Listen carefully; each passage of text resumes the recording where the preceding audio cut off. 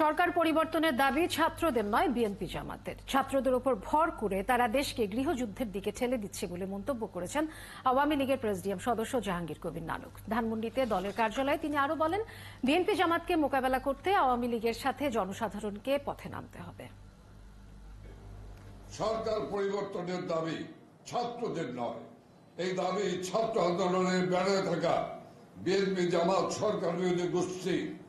মূলত এই বিএনপি জামাত সরকার পদত্যাগের আন্দোলনের নামে দেশে হত্যা ও ধ্বংসযজ্ঞ চালাতে চায় এবং বাংলাদেশকে একটি গৃহযুদ্ধের দিকে ঠেলে দিতে চায়। আমরা বাংলাদেশ আওয়ামী লীগের পক্ষ থেকে দেশবাসীকে সঙ্গে নিয়ে বিএনপি জামাতের সন্ত্রাসী গোষ্ঠীকে মোকাবেলা করব।